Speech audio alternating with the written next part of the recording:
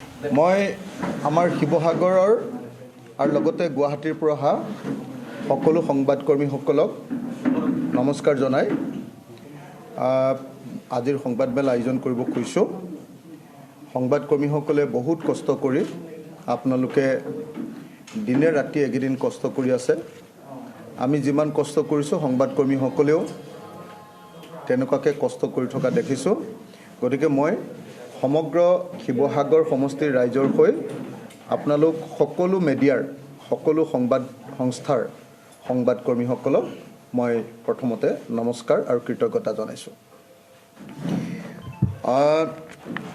কালি অসমৰ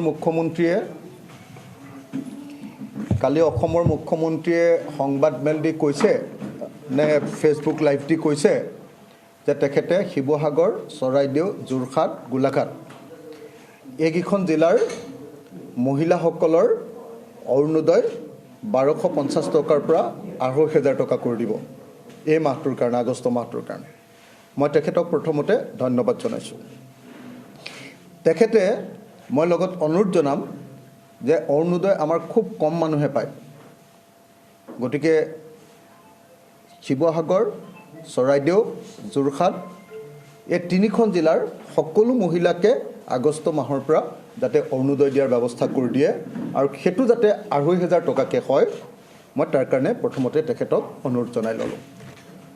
মই ৰিপিট কৰি দিছোঁ, অসমৰ মুখ্যমন্ত্ৰীয়ে কালি কৈছে যে শিৱসাগৰ, যোৰহাট, তাৰপিছত চৰাইদেউ আৰু গোলাঘাট জিলাৰ অৰুণোদয় পোৱা মানুহবিলাকৰ অৰুণোদয় দুগুণ কৰা হ'ব এমাহৰ কাৰণে।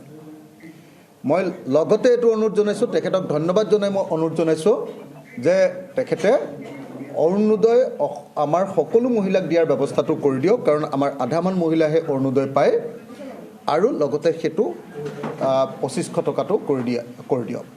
এইটো মোৰ প্ৰথম অনুৰোধ। দ্বিতীয় কথাটো হ'ল, কালি মুখ্যমন্ত্ৰীয়ে কৈছে যে আমি এককালীন সাহায্য হিচাপত 15,000 টকা দিম। মই ভাবোঁ যে এই 15,000 টকাটো একেবাৰে ন্যূনতম।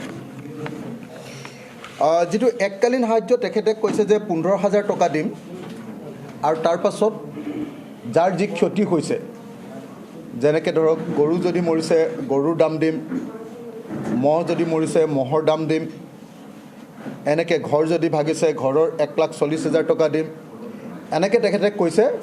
কিন্তু মই আপোনালোকক এখন ফটো দেখুৱাব খুজিছোঁ। আজি মই আপোনালোকক এখন ফটো দেখুৱাব খুজিছোঁ যে একচুৱেলি মানুহৰ অৱস্থা কেনেকুৱা হৈছে।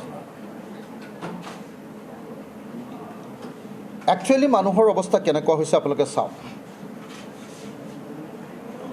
মই অসমৰ মুখ্যমন্ত্ৰীক এখন ফটো দেখুৱাইছোঁ।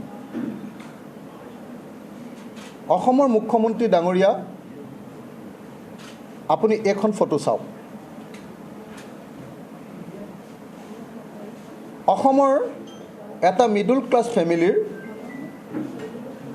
এটা মধ্যবিত্ত পৰিয়ালৰ ড্ৰয়িং ৰুমৰ এখন ফটো।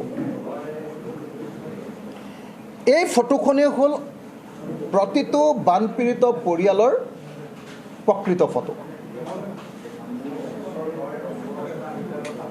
মই আপোনালোকক এই ফটোখন এইকাৰণে দেখুৱাইছোঁ, এই ফটোখন মই অকণমান কৈ দিছোঁ।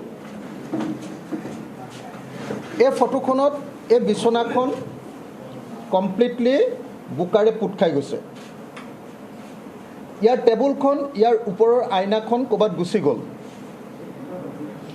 এইটো তেওঁলোকৰ ঘৰত থকা গডৰেজ বা আলমিৰা। গডৰেজ কোম্পানীৰ লয় কাৰণে মানুহে গডৰেজ বুলিয়ে কয়। গডৰেজ বা আলমিৰা, আৰু এইটো হ'ল তেওঁলোকৰ কমপ্লিট ঘৰটোৰ ধ্বংসাৱশেষ। মই এই ফটোখন অসমৰ মুখ্যমন্ত্ৰীক এবাৰ চাবলৈ অনুৰোধ কৰিছোঁ। মই এই ফটোখন অসমৰ প্ৰত্যেকজন মন্ত্ৰীক এবাৰ হৃদয়ত ভৰাই ল'বৰ কাৰণে অনুৰোধ কৰিছোঁ। মই এই ফটোখন অলপ পাছত অসমৰ মুখ্যমন্ত্ৰীলৈ হোৱাটছএপত পঠিয়াই দিম, আৰু মই আশা কৰিম অসমৰ মুখ্যমন্ত্ৰীয়ে এই ফটোখন ভাৰতবৰ্ষৰ প্ৰধানমন্ত্ৰীলৈ পঠিয়াই দিব। তাৰমানে বানপীড়িত মানুহৰ অৱস্থা প্ৰকৃত কেনেকুৱা? প্লিজ কথা পাতি নাথাকিব না, দিগদাৰ পাইছোঁ। বানপীড়িত মানুহৰ অৱস্থা কেনেকুৱা? এই ফটোখনে আমাৰ মধ্যবিত্ত শ্ৰেণীটোৰ প্ৰকৃত অৱস্থাৰ